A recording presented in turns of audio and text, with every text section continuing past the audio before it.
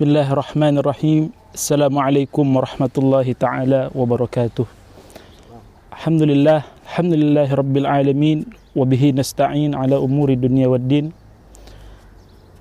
Assalatu wassalamu ala ashrafil anbiya'i wal mursalin, Sayyidina wa maulana Muhammadin wa ala alihi wa sahbihi al-ghuraril mayamin. Subhanaka la ilma lana illa ma 'allamtana, innaka antal alimul hakim. Wa tub alaina innaka antat tawwabur rahim. Wala hawla wala quwwata illa billahil aliyyil azim. Qala rabbi shrah li sadri wa yassir li amri wahlul 'uqdatam min lisani yafqahu qawli, amma ba'du. Alhamdulillah, segala puji bagi Allah Subhanahu wa taala yang masih memberikan kita kesempatan untuk merasakan bulan Ramadan, bulan yang penuh berkah, bulan yang penuh rahmat, bulan yang penuh ampunan.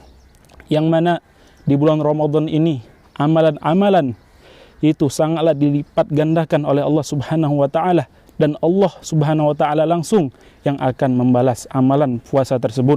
Sebagaimana di dalam hadis qudsi disebutkan, qala Allah azza wa jalla, as-shaumu li wa ana ajzi bih.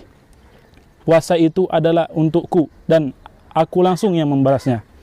Maka kita tidak tahu bagaimana Allah Subhanahu wa taala melipat gandakan nilai pahala puasa tersebut, pahala puasa ini. Dan juga dibandingkan dengan lipatan ganda amalan-amalan selain bulan puasa, itu sangatlah beda. Karena amalan selain dalam bulan puasa itu berbeda. Disebutkan juga di dalam hadis, kullu amali bani Adam yudha'af. Setiap amalan anak Bani Adam itu dilipat gandakan. Al-hasanatu asyru amthaliha ila sab'i mi'ati di'fin. Satu kebaikan dilipatkan menjadi 10 kebaikan. 10 kebaikan dilipatkan menjadi 700 kebaikan. Maka 10 dikali 700 menjadi 7.000. Dan juga daripada kekhususian bulan Ramadan, disebutkan dalam hadis anin Nabi sallallahu alaihi wasallam qala, idza jaa Ramadan futihat abwabul jannah wa ghulliqat abwabun nar wa suffidatis syayatin. Rawahul Bukhari wa Muslim. Apabila datang bulan Ramadan, maka dibuka selebar-lebarnya pintu surga dan ditutup serapat-rapatnya pintu neraka, dan setan-setan dibelenggu. Hadis riwayat Bukhari dan Muslim. Hadis ini disebutkan di dalam kitab At-Turqus Shahihah fi Fahmil Ahaditsin Nabawiyah, bahwasanya para ulama berikhtilaf dalam makna hadis ini. Dikarenakan adanya kalamullah ta'ala, firman Allah Subhanahu wa ta'ala yang berbunyi, wa kadzalika ja'alna likulli nabiyyin aduwwan syayatinal insi wal jin. Dan begitu juga kami jadikan bagi setiap nabi itu musuh berupa syaitan dari golongan manusia dan jin. Maka ketika datang bulan Ramadan, apakah ada daripada manusia yang dikatakan syaitanun minal insi ini dibelenggu? Maka jawabannya tidak ada. Maka dari sini timbullah khilaf. Al-Imam Iyad rahimahullah mengatakan bahwa makna hadis ini memiliki dua makna, yakni makna hakikat dan makna majaz. Makna hakikat yakni makna aslinya, yang berarti bahwa emang benar pintu surga itu dibuka selebar-lebarnya, pintu neraka itu ditutup serapat-rapatnya, dan setan dibelenggu. Karena kenapa? Disebutkan bahwa Allah Subhanahu wa taala menghormati kemuliaan bulan Ramadan, dan agar orang-orang yang melaksanakan ibadah dalamnya dengan khusyuk. Dan juga makna majaz dalam hadis ini disebutkan oleh Imam Iyad rahimahullah, bahwasanya makna hadis tersebut isyaratan ila kathrati ila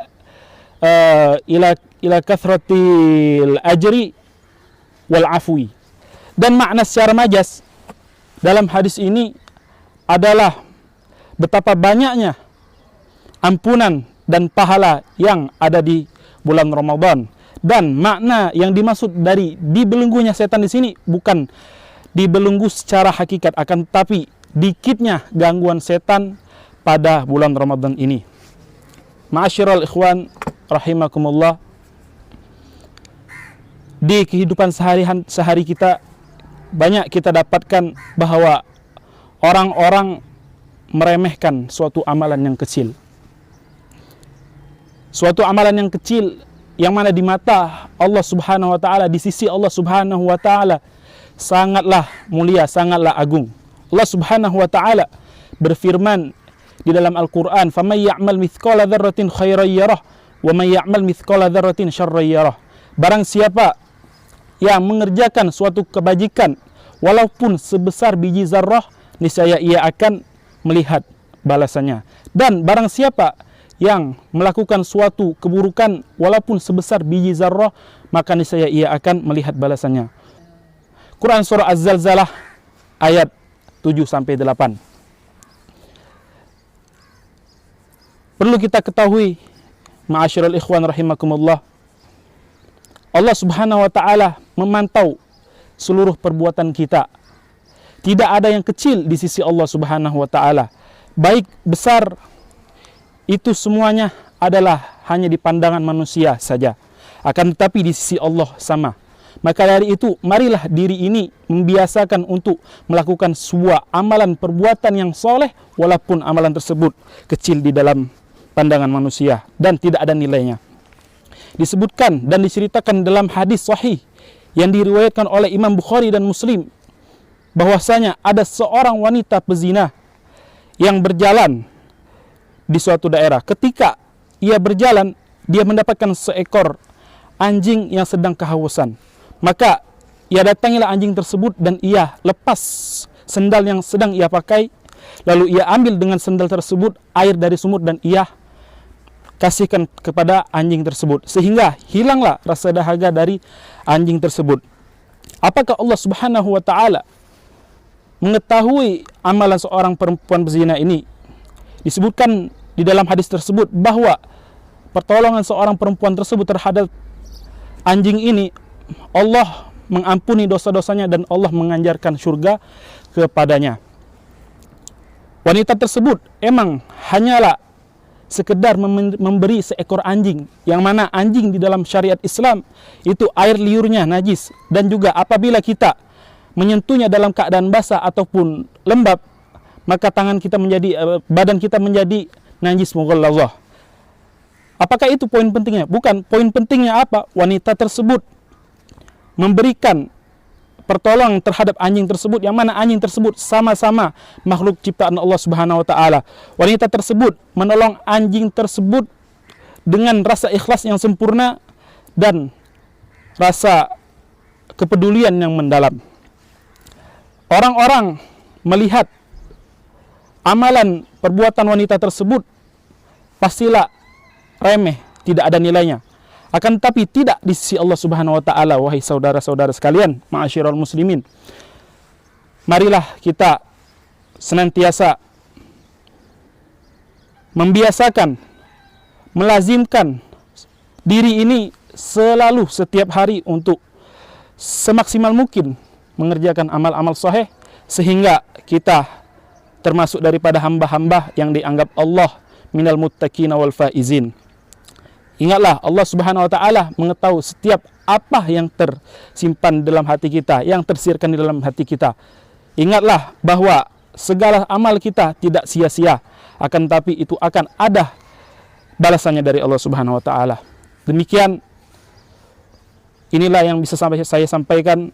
Kalau ada kata-kata salah, saya minta maaf kepada Allah, sama-sama kita mohon ampun. Wabillahi taufiq wal hidayah waridha wal inayah. Assalamualaikum warahmatullahi taala wabarakatuh. Pulang.